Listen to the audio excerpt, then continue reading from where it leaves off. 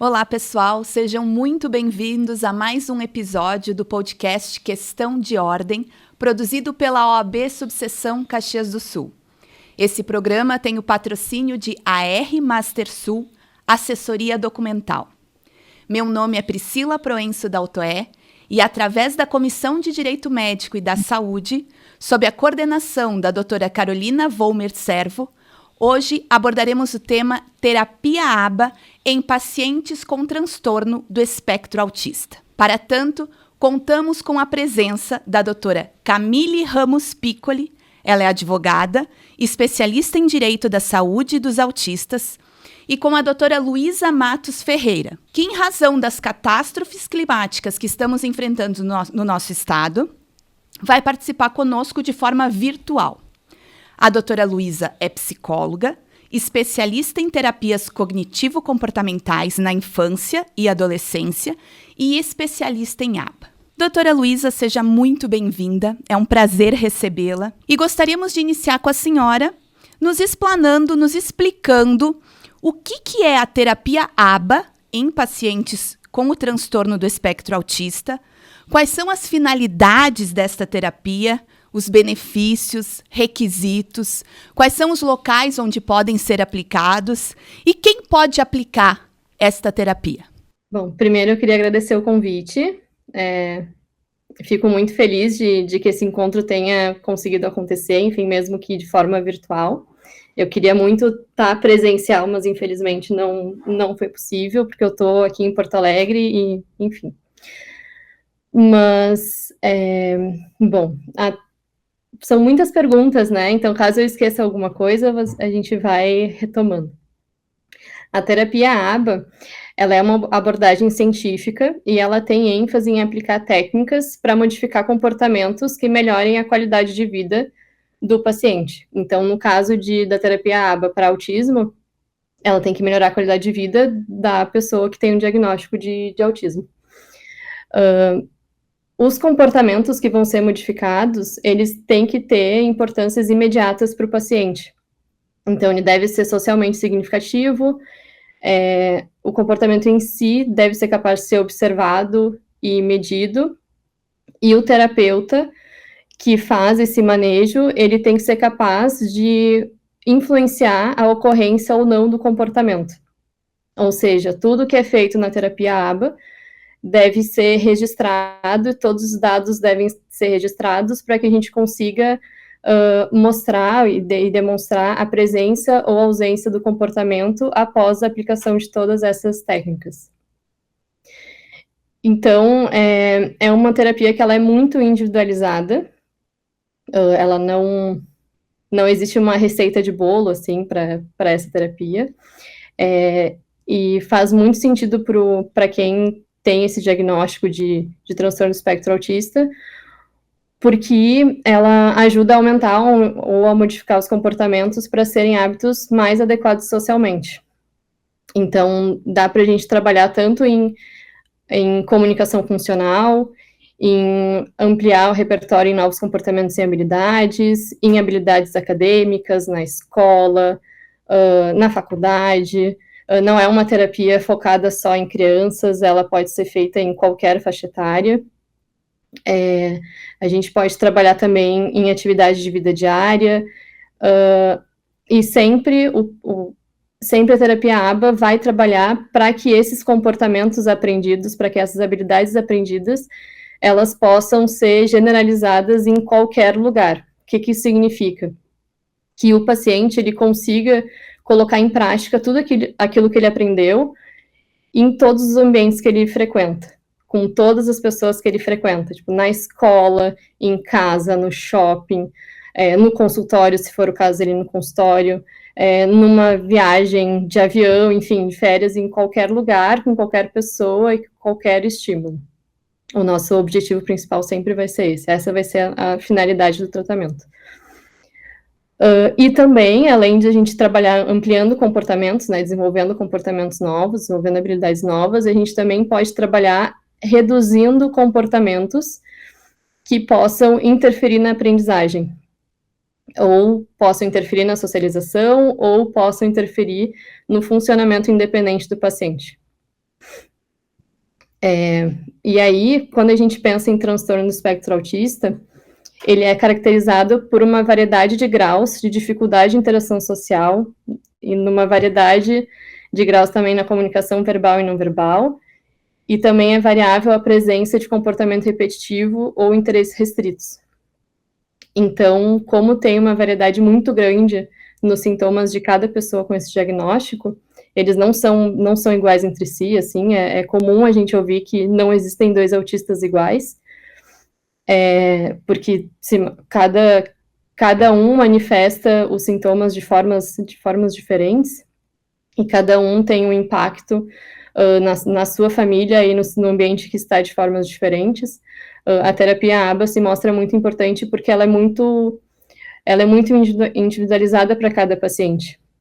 E aí, por isso que é tão importante a gente ter nessa terapia profissionais que realmente saibam o que estão fazendo, profissionais que estejam capacitados e que consigam realizar aquilo que aprenderam a fazer, assim, né? Porque como depende de muitas variáveis, precisa ser um tratamento que deve ser revisto constantemente.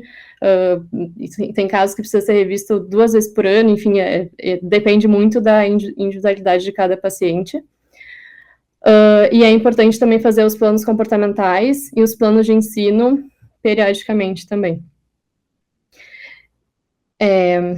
Bom, o ABA, a terapia ABA, para ela ser implantada, ela deve ser feita seguindo alguns passos, assim, falando de uma maneira muito geral, que inicialmente a gente avalia as habilidades, as dificuldades que o paciente tenha, a gente determina quais são as metas a serem atingidas. Essa determinação não é sozinha do profissional, é juntamente com a família e juntamente com o paciente também, quando ele consegue, quando ele consegue demonstrar. A gente avalia a frequência do comportamento, então, onde ele acontece, como ele acontece, quando ele acontece, quantas vezes, se é intenso, se é pouco intenso, enfim, a magnitude desse comportamento. A gente planeja um programa, e aí para cada comportamento que foi avaliado, e a gente mede quais habilidades são necessárias para a eficácia desse programa continuar, para a eficácia de que esse programa possa fazer diferença no comportamento, tanto para aumentar quanto para diminuir ele. E aí, o nosso trabalho, por fim, seria a gente vai proporcionando melhor aperfeiçoamento e correção dos programas, conforme necessário, até o ponto de que a criança, o paciente, o adolescente, enfim, não precise mais dessa intervenção, desse atendimento, e aí ou passe para novas metas, ou aí, enfim, se encerre e receba a alta do tratamento. Mas o que eu pude concluir, então, é que ainda que seja extremamente personalizado, existe uma formatação e um protocolo a ser seguido e que deve ser cumprido para ver o desenvolvimento, né, deste paciente. As técnicas, elas vêm de um lugar, né, a gente não tira da nossa cabeça, todas foram estudadas, por isso a importância do profissional que está colocando isso em prática, assim, né. A terapia ABA, ela é composta de uma rede de profissionais, praticamente, assim, porque tem o profissional analista do comportamento, que é como se em alguns locais vão chamar de supervisor, mas, enfim, tem o analista do comportamento, ele que vai ser a pessoa que vai ter o maior conhecimento nessa equipe, assim, né, em relação ao comportamento, e aí tem que ser uma pessoa que tenha uma graduação já, e aí a gente entra em algumas questões de que a formação necessária para o Brasil é diferente da formação necessária para outros países. Aqui no Brasil, infelizmente, a gente ainda não tem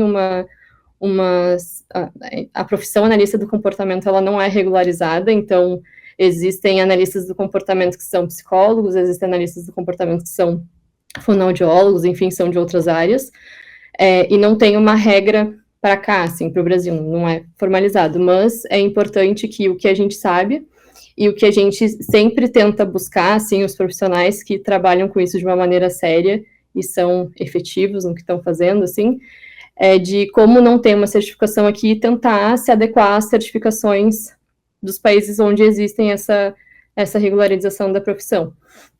Então, por exemplo, nos Estados Unidos, a regulamentação da analista do comportamento diz que o profissional para essa analista do comportamento deve ser graduado ou numa área da saúde ou educação, deve ter um curso que, se a gente for comparar com o Brasil, assim, é semelhante com um curso de pós-graduação em análise do comportamento, deve ter também um mestrado na área, ou também tem níveis acima, assim, que daí pode ser doutorado, pode ser pós-doutorado, e também tem que ter horas de supervisão, assim, comprovadas, a pessoa tem que ter sido, já tem que ter sido supervisionada por alguém que está acima dela, para ela poder atuar como analista do comportamento. Isso, infelizmente, não acontece no Brasil, porque não existe essa certificação, então é algo que a gente precisa muito lutar, assim, para conseguir. Existem alguns órgãos que estão tentando certificar, mas por enquanto não tem nada muito concreto, atualmente, né, na data de hoje, maio de 2024, não tem nada muito, muito concreto, mas a gente já tem alguns caminhos, assim, a seguir. E aí, enfim, o analista do comportamento só é uma parte, né, de quem faz o tratamento ABA. Quem acaba fazendo no dia a dia o tratamento em si, né, colocando em prática as técnicas, colocando em prática aquilo que é avaliado e passado através dos planos de comportamento e de ensino pelo analista do comportamento, é o técnico em análise do comportamento, que a gente pode chamar de aplicador ABA, ou, né, algumas pessoas chamam de monitor, enfim, mas normalmente a gente vai chamar de aplicador ABA, que nada mais é que uma pessoa que aplique aquilo que é passado para ela. Então, o aplicador, ele não faz, ele não cria programas, ele não avalia, ele não faz intervenções que ele mesmo cria ou que ele mesmo decide. Tudo isso deveria ser passado pelo analista do comportamento, e por isso a importância do analista do comportamento estar presente. O analista do comportamento, ele precisa fazer supervisões regulares, semanais, ele precisa ver essa criança periodicamente, esse paciente, desculpa, precisa ver periodicamente o paciente, precisa ver o atendimento com o técnico acontecendo, para ver exatamente o que o técnico precisa modificar, precisa melhorar, precisa, enfim, né, pode continuar do jeito que está, até para ver se está sendo efetivo o que o técnico está fazendo, e para reavaliar também se não tem que já modificar os programas, enfim. Então, é algo que exige uma carga horária grande, tanto do técnico quanto do analista do comportamento. É uma realidade que é muito difícil de ser cumprida aqui no Brasil, é muito de ser cumprida aqui na capital, né, em Porto Alegre, e é ainda mais difícil de ser cumprida em Caxias do Sul, porque a gente não tem, nós profissionais, né, ninguém tem, né, mas nós não temos horas ilimitadas, né, a gente só tem 24 horas no dia. Então, é por isso que se torna muito inviável um analista do comportamento ter centenas de pacientes, assim, né, porque o analista do comportamento precisa dar uma atenção,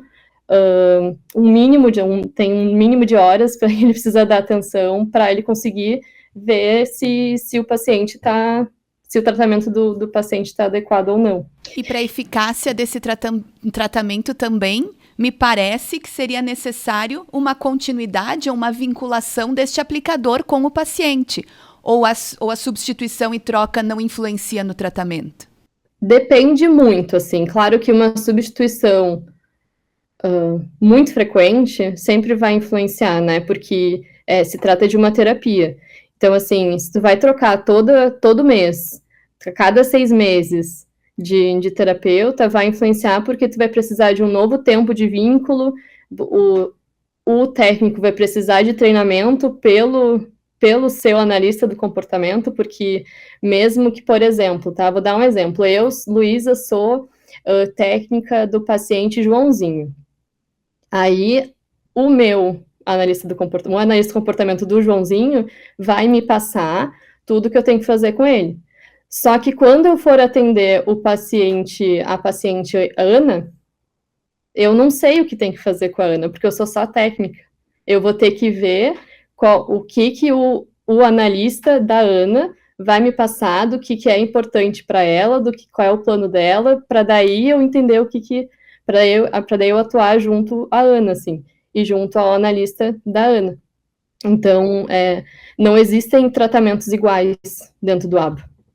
Então, isso é por isso que, assim, se tem uma troca muito recorrente, é ruim, mas, ao mesmo tempo, em alguns casos, que daí tudo no ABA precisa ver individualizado, tem alguns casos que ficar 3, 4 anos com o mesmo técnico, com o mesmo aplicador, também não vai ser bom. Mas e esses planos de comportamento, eles, particularmente, para que a gente possa entender, eles são um retrato da realidade vivenciada, situações em que aquele paciente vai ser colocado no seu dia a dia. Como é que é feito isso? Tem algum local específico ou é feito na escola, no supermercado, no aeroporto? Como é feito isso com o paciente para fazer essa simulação da situação?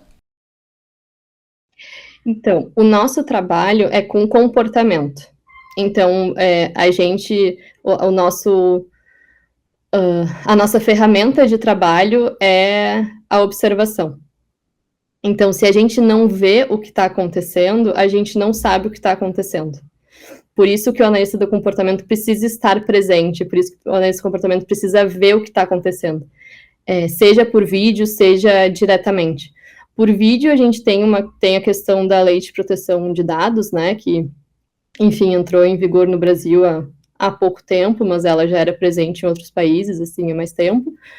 Mas, então, com vídeos agora se torna muito complicado o analista do comportamento observar por vídeo situações em que envolvam outras pessoas, outras crianças, por exemplo, no contexto escolar. Mas o tratamento, ele tem que ser onde o comportamento ocorre, né? Claro que tem exceções, existem vários locais de atendimento, mas num primeiro momento, assim, na parte de avaliação, a avaliação tem que ser feita no local onde o comportamento ocorre, para a gente ver o comportamento acontecendo, para a gente registrar dados sobre esse comportamento, e a partir daí a gente faz um plano de ensino, assim, de ensino ou de redução de comportamento. Mas o tratamento em si, dependendo dessa avaliação, ele vai acontecer de acordo com a necessidade do paciente, assim, né? Então, se o paciente tem uma dificuldade de ir no banheiro, a gente tem que ver, tá, mas tem dificuldade de ir no banheiro aonde? É em casa? É na escola? É no shopping? Ah, não, em casa ele vai bem. Ah, no consultório ele vai bem também. Então, se o problema é na escola, a gente vai ter que estar na escola para ensinar ele a usar o banheiro da escola. Ah, se o problema é o paciente tem dificuldade em prestar atenção na aula. Como é que a gente vai atender esse paciente no consultório de 1 para 1, se a dificuldade dele é dentro de uma sala de aula que tem mais 20 pessoas ali dentro? Tem outras coisas que podem estar atrapalhando ou fazendo... Enfim, tem outras coisas que podem estar prejudicando a aprendizagem e que no consultório a gente não vai ver porque o ambiente do consultório, o ambiente clínico, é completamente diferente do ambiente escolar, assim. Então, como a gente trabalha com comportamento, a gente tem que estar onde o comportamento acontece. O tratamento tem que ser onde o comportamento acontece, salve as exceções, que daí vão depender de caso a caso. A terapia ABA, assim, é uma terapia que, no meu ponto de vista, assim, né, na minha prática clínica, é muito complicado de se explicar para financiadores, para convênios de saúde, enfim, porque é algo que é diferente de outras terapias mais conhecidas, né? Diferente de um atendimento clínico, onde tu tem 1 hora de atendimento na semana e pode fazer num ambiente de consultório e que depois acabou, assim, depois só a semana que vem. A terapia ABA, como ela é comportamental e como ela é uma terapia que ela é mais intensa, toda a lógica de raciocínio dos convênios, enfim, dos financiadores de saúde tem que ser diferente, porque tudo tem que ser individualizado para aquela pessoa. E a pessoa que tem autismo, ela precisa do tratamento. A gente sabe, tem diversos estudos, a gente sabe que é um diagnóstico que é para a vida toda, que dependendo da individualidade de cada um, enfim, dependendo dos sintomas de cada um, tem coisas que são mais urgentes, são mais emergenciais. A gente sabe que ficar sem tratamento adequado significa prejuízo para a pessoa, prejuízo cognitivo, prejuízo de desenvolvimento, e a gente sabe que quanto antes a pessoa tem o tratamento adequado, e assim, tratamento adequado nem sempre vai ser ABA, mas tratamento adequado é aquele que a pessoa consegue se desenvolver, assim, plenamente, adequadamente. Então, assim, quanto antes ela consegue tratamento adequado, melhor para o desenvolvimento dela. Doutora Luísa, eu não sei se a senhora quer fazer mais alguma ponderação ou nós já podíamos iniciar com a doutora Camille. E a senhora, qualquer intervenção, por favor, a gente está aqui para um bate-papo, pode nos cortar. A doutora Camille, advogada e especialista em direito da saúde, ela veio contribuir para nos trazer essa previsão legal da cobertura assistencial obrigatória definida pelo parecer técnico 39 de 22 da ANS. Como é que está funcionando isso? Como é que o Poder Judiciário tem visto essa cobertura? E como é que ela está acontecendo hoje na prática? Doutora Patrícia, assim, a questão do tratamento ABA no judiciário brasileiro, ele está bem diferente em cada estado, tá? Esse parecer da ANS, o 39, ele foi um parecer novo, tá? Eu tenho aqui de 2022, tá? Em que ele traz uma orientação, é um parecer técnico, né? Que traz uma orientação sobre a questão dos tratamentos para as pessoas que estão dentro do espectro do autismo. O que esse parecer indicou da ANS? Ele modificou aqui, ó, o artigo 6º e parágrafo 4º da Resolução 465 de 2001, onde que passou a constar obrigatoriamente a cobertura por qualquer método ou técnica indicado pelo médico assistente para o tratamento do paciente diagnosticado com transtornos enquadrados no CID-F84, que é o autismo, né? O transtorno do espectro do autismo. Eles trouxeram, então, toda essa regulamentação que quem vai prescrever isso, quem vai dizer qual é o tratamento adequado, como a doutora Luísa colocou, é o médico assistente. O médico assistente especializado em autismo vai avaliar aquele paciente e vai prescrever um tratamento para ele. Vai prescrever o ABA? Sim, vai prescrever o ABA, como a doutora Luísa colocou, se for necessário, tá? Assim como vai prescrever as outras terapias, as mais, como a gente diria, as mais ordinárias, que são as corriqueiramente, fono, terapia ocupacional, psicomotricista, né? Dentro da avaliação de desenvolvimento da criança. Isso é uma avaliação técnica, não é a família que vai decidir qual é o melhor tratamento. Não, a família não decide qual é o melhor tratamento. O tratamento, quem define é o médico assistente analisando dentro daquele desenvolvimento da criança. Quando é que a família vai interferir junto? Vai interferir junto ali com os terapeutas para colocar quais são as demandas delas, né? Como é que porque não tem ninguém melhor que conhece a criança que a própria família. Então, a família ela vai contribuir justamente como a doutora Luísa colocou. Ele tem dificuldade de ir ao banheiro. Ah, mas em qual banheiro? Que tipo de banheiro? Então, essa é uma demanda que a família vai colocar. Como é que isso vai ser definido e trabalhado? É técnico. Vai ser as terapeutas que vão trazer as estratégias que a família vai contribuir se utilizando das mesmas estratégias que a aplicadora da aba, por exemplo, vai fazer, né? De acordo com a supervisora, de acordo com aquele plano. Então, vai se utilizar estratégias para aquela criança, vou colocar aqui para aquela criança, mas conseguir ir ao banheiro, ir a qualquer banheiro. Muitas vezes eles têm uma rigidez cognitiva muito grande, em que eles só conseguem ir ou eles só sentem à vontade de ir no banheiro da sua casa. Mas eles precisam entender que eles vão viver numa sociedade e que eles vão ter que frequentar o banheiro em outros ambientes. Então, o tratamento todo, quem vai definir o que aquela criança precisa ou não é o médico assistente. Então, ele prescreve o tratamento. A gente costuma dizer que o laudo, né, o relatório médico do médico assistente, ele é essencial. Ali ele vai descrever um relatório pormenorizado, indicando características daquela criança e justificando qual é a necessidade daquele tratamento. Porque ele vai ser um tratamento contínuo, mas ele é um tratamento que vai se modificando ao longo do tempo. Então, em muitos momentos, não era necessário fono ainda.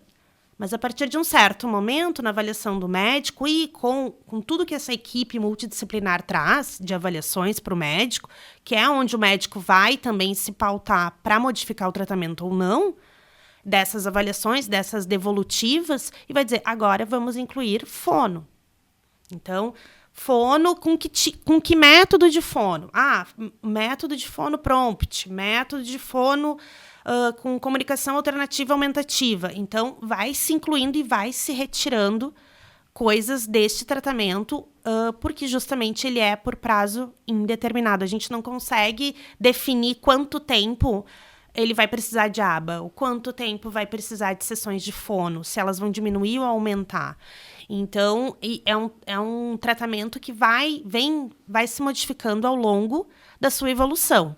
Mas um profissional sério e qualificado, ele consegue demonstrar, através de laudos, a evolução desse paciente e essas modificações que se fazem necessárias. Isso que eu achei muito importante. Não é um tratamento que vai sendo aplicado, uma terapia que vai sendo aplicada sem um controle. Pelo Exato. contrário, existe toda uma formalização para que haja a demonstração, né, inequívoca da evolução desse paciente, quais são as terapias que precisam alterar ou modificar, isso cientificamente, não é o achômetro, né? Existe documentação para demonstrar essa evolução e as necessidades que vão aparecendo no decorrer do tratamento. No decorrer. Justamente isso. O que acontece com o ABA? A doutora Luísa colocou muito bem. Ele é pautado por dados técnicos, né? Então, preenchimentos de formulários e avanços daquele paciente. Né? Então, elas têm um critério todo a ser preenchido, as aplicadoras de aba, que vão passar para a supervisora, e a supervisora vai verificar se aquele paciente conseguiu atingir aquele grau necessário ou não. E isso tudo vem através de uma devolutiva, ou seja, um documento elaborado pela própria supervisora, assinado e entregue ao médico que está assistindo aquela criança. Com base no que foi dito, no que foi encontrado ali, o médico assistente, ele é capaz de dizer, não, acredito que agora a gente possa diminuir o número de horas de tratamento ABA ou não, vamos aumentar as horas de tratamento ABA, porque o paciente não está evoluindo, mas não está evoluindo aonde? E aí, naqueles quesitos que ele não está evoluindo, aí vai ao supervisor aba verificar qual é a questão que aquele paciente não está evoluindo. Pode acontecer da estratégia estar sendo equivocada, a estratégia não funcionou para aquele paciente, mas aí a supervisora é que tem condições de dizer se aquele tratamento ali, ou aquela evolução, se mudar uma estratégia ou se mudar um elemento da equipe, né? Pode ser que aquela criança não se identificou com o aplicador de aba dela. Né? Pode ser que aquele aplicador ele não conseguiu atingir aquela criança. Ele é muito bom. Ele, tecnicamente, pode ser muito bom. Mas ele não conseguiu entrar no mundo da criança. Né? E aí não acontece o tratamento de forma adequada. Então, pode ser que seja necessário a troca ali da estratégia. A troca de um peão ali, num jogo de xadrez, né? Aquela troca vai trocar o quem? O aplicador de aba. E vai se verificar realmente se nessa troca o próximo aplicador de aba vai conseguir atingir de melhor forma essa criança. Mas a doutora colocou ali, vamos precisar de um novo vínculo, ou seja, demos 2 passos para frente e 1 para trás. No tratamento total, né? Porque vai ser necessário, de novo, uma readaptação, tanto da criança e do profissional que está atendendo ela, para conhecer, para fazer o vínculo, o afeto, né? Ter o acesso a ele. A partir do momento que realmente consegue acessar essa criança, o terapeuta consegue, então, evoluir com o tratamento aba em qualquer ambiente ali, como a doutora colocou. E quais são as dificuldades que a gente tem enfrentado, já que é uma terapia que não é engessada, que ela requer tanta análise individualizada? Quais são as dificuldades que a gente tem enfrentado, ou que essas famílias têm enfrentado, melhor dizendo, para que haja essa cobertura garantida pela ANS? Acredito que a confusão começa sobre o conceito de aba. O que acontece? Quando esses processos, quando essas famílias judicializam essas questões, é muito difícil, e está sendo uma modificação de pensamento, de como o judiciário vê isso. Então, antigamente, não vou utilizar esse termo, um tempo atrás, ali até de 2020 até 2022, que começou bastante causas de autistas no judiciário reclamando de negativas de tratamento do aba, tá? Era justamente isso, porque os juízes não têm o conhecimento sobre a terapia aba. Começou a ser uma novidade trazida, né? Então, o termo aba, ele vem, né, de um termo americano, que é a análise do comportamento, e isso tudo falta no Brasil, como a gente viu, falta regulamentação de profissão, não tem conselhos que a gente possa verificar como essas supervisoras de aba trabalham, atuam. Tem uma fiscalização, né? Uma fiscalização, exatamente. Então, assim, começou a ficar muito nebuloso o conceito aba e a sua aplicação. E o que acontecia? Nos relatórios médicos, se exigia, e a maioria dos médicos colocava, 40 horas aba. O que a gente imagina 40 horas aba por semana?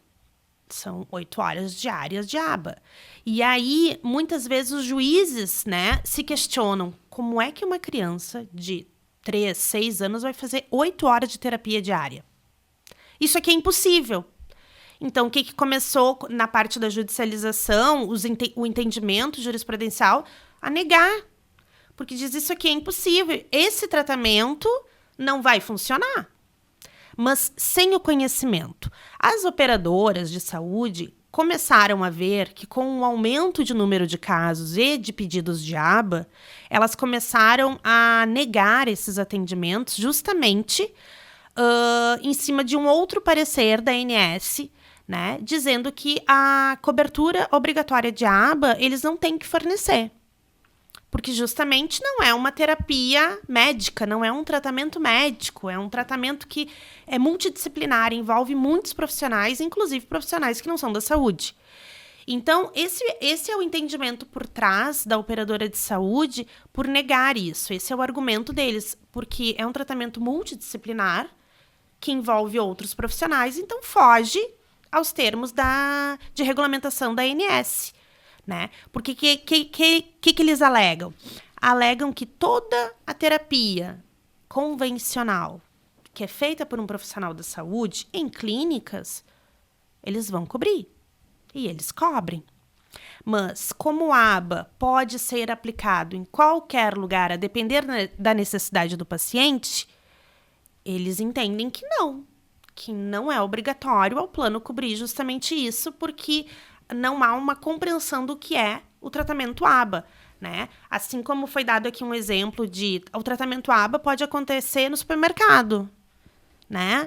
Então, nossa, como é que vai ir? Que terapeuta que vai ir para fazer esse tratamento aba lá no supermercado, né? Então, fica uma coisa distante de controle da própria Agência Nacional, né, da Saúde, e próprio do plano também conseguir controlar aquilo, né? Saber se efetivamente está sendo realizada uma terapia, né? Para aquela criança, se tem fundo médico ali, se não é um fundo educacional, né? Porque muitas vezes é entendido que esse tipo de coisa, ensinar uma criança a ir ao supermercado e pegar, tem fundo de educação e não fundo de saúde. Então, começou a se criar uma dissidência aí justamente de entendimentos nesse sentido. E o judiciário, no meio disso, alguns juízes entendem que a aba deve ser coberta pelo plano de saúde, independente do ambiente, e outros entendem que não, né? Que está previsto na resolução aqui 39, todo método indicado, mas o ambiente natural, que a gente chama casa, escola, está fora do ambiente clínico, né? Está fora de uma terapia dentro dos padrões que nós conhecemos, né? E eles entendem que, então, só pode ser em casa se for um tratamento home care, criando uma confusão maior ainda nessa questão dos autistas. É muito complicado, assim, a quantidade de horas do ABA que o ABA precisa e ser tão individualizado, porque a gente não consegue colocar uma receita de bolo, a gente não consegue explicar para um único juiz que é isso, porque realmente é algo muito, muito individualizado.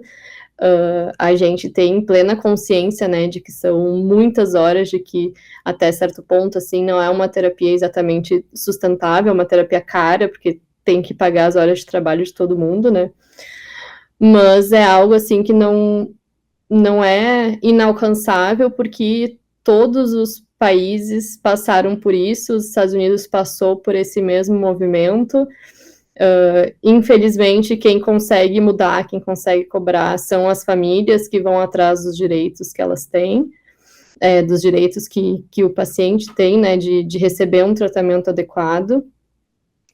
E infelizmente esse processo tem que passar, assim, mas acredito que o que falta do ABA em si é a gente conseguir finalmente